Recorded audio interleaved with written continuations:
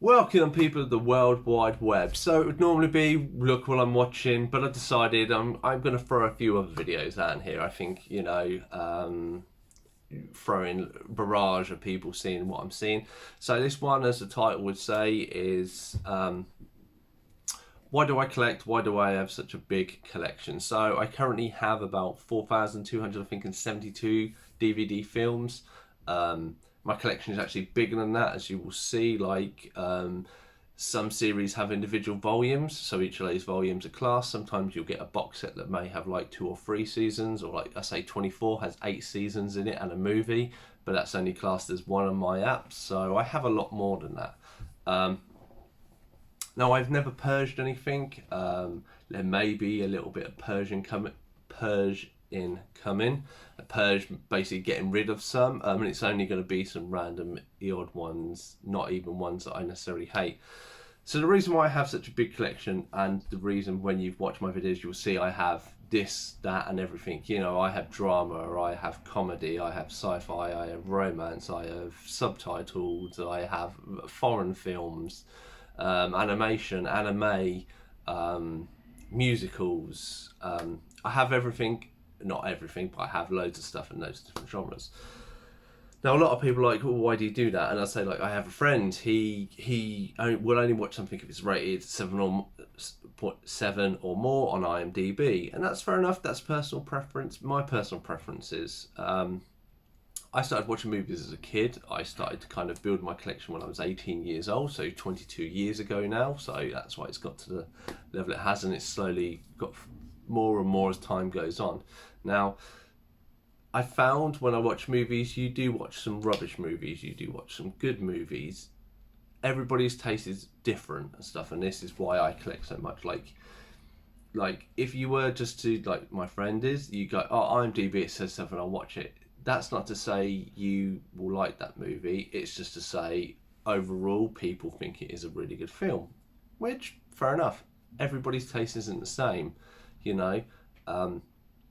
Because the more I watch movies, I like to watch a lot of behind the scenes stuff and learn more about the films. Like I'm always on IMDb after every film I watch, reading the trivia, like what went into it, and learning little facts and stuff like this, because it's interesting to me to know what went into it. Sometimes the behind the scenes explains a lot more about certain aspects of films. You know, we all see a finished product, but we have no idea what actually went into that. And it is like, you know, an actor can be supposedly really unbearable to work with. I use the guy who played James Rhodes in the first Iron Man film,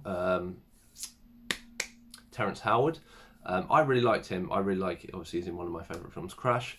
But I really liked him. I was looking forward to him. You know, James Favreau and a lot of stuff come out that he was unbearable to work with. You know, I mean, if you watch Iron Man 1, I think like if he's unbearable to work with, Jon Favreau did a massive good job at not showing that on the screen at all.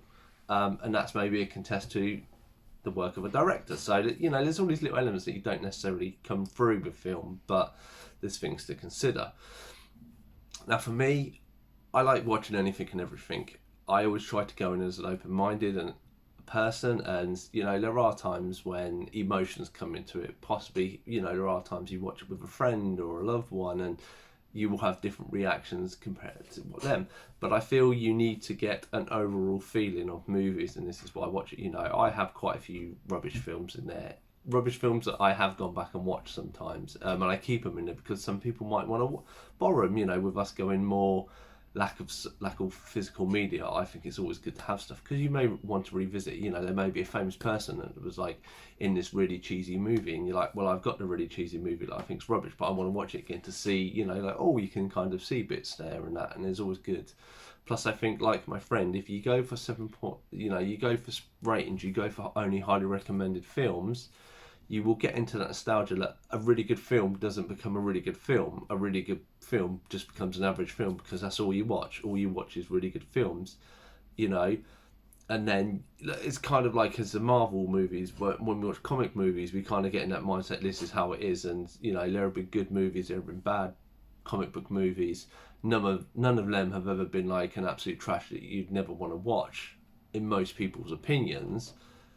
But if you took out the superhero element, or you didn't have the connection to other films, you realise that sometimes the films aren't necessarily as good. And which is why I rank and why I treat franchise movies different than individual ones.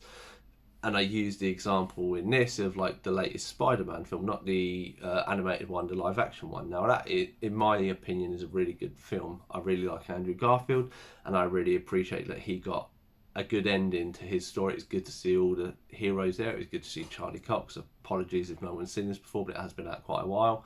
And that, you know, and there are all these elements. But to understand and appreciate that movie, you've had to watch the original Spider-Man 1, 2 and 3. You would have had to watch the Amazing Spider-Man 1 and 2. You would have had to watch the newest Spider-Man 1 and 2. You would have had to watch Doctor Strange 1 and potentially Endgame and all that to understand most of the elements that went into that film. So you're watching almost 10 movies before you understand that one. So yes, it is a good movie, and it's a good movie because all the movies came before it.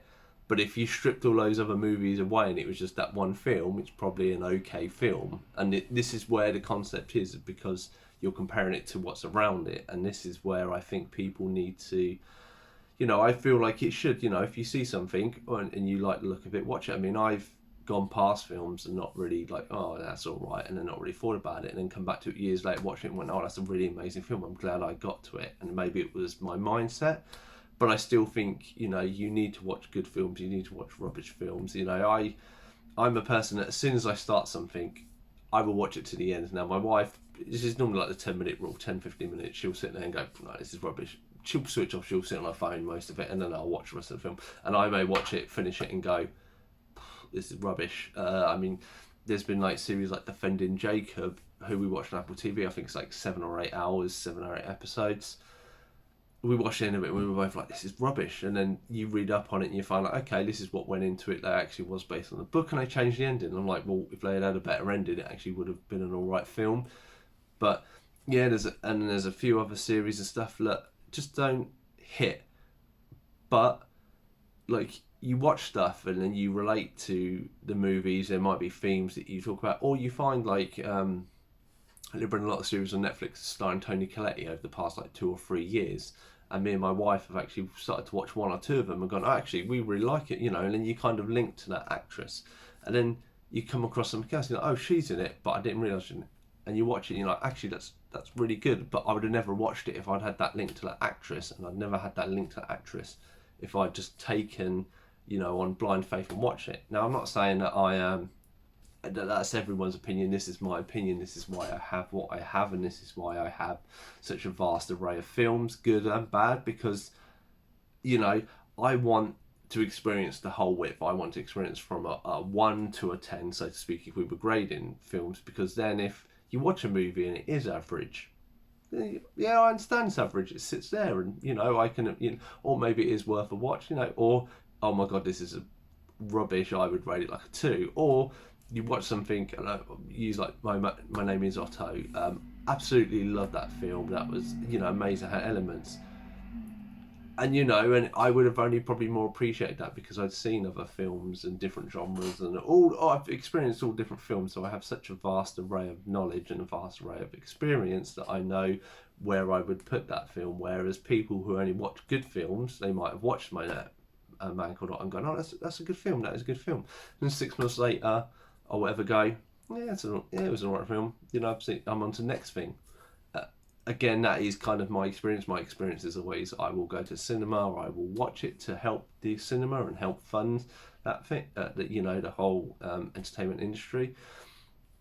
And then I won't really watch something unless it's 6 months after. Sometimes I watch stuff with my wife if she hasn't seen it and I saw it at cinema, but I normally give it a year, and it's the longevity of how a film is, and that's how my top 5 and other stuff are rated, because I kind of have you know, you can go to cinema, you can see something and go, oh, that's amazing. And as I said, 6 months later, you could then rewatch and go, yeah, it's all right. You know, that novelty's worn off, or there are elements that are really good first time round and don't hold up over time. You know, you can watch a film really good and you go back and watch stuff from like 20 years ago and go, oh my God, that was rubbish. You know, a lot of us remember fond memories from when we were a kid of films and go back and watch them and stuff and go, yeah, it don't really hold up to now. the testament of a good film is that it still holds up 20, 30, 50, 60 years. And that's why I go back and watch older stuff and have such a big collection, because you need to get a wide picture in my eyes. So that is why I collect, and that is why I have such a big collection. It suits my needs. To say I've found so many hidden gems and enjoyed so many movies that I would never have done if I never had that practice. It's the same at the cinema. I will go and watch more or less anything. Mostly, I mean, there are some stuff that I may go, I don't really want to watch it, and then I'll pick it up on streaming. But anyway, thank you for coming along for this little explanation of why I collect and what I collect and how it is. Hope it's been a nice change from look what I've been watching. I've been Cypher Sigma. Please like, comment, and subscribe if you feel the need to. Otherwise, have a nice week, and I shall see you in the next one.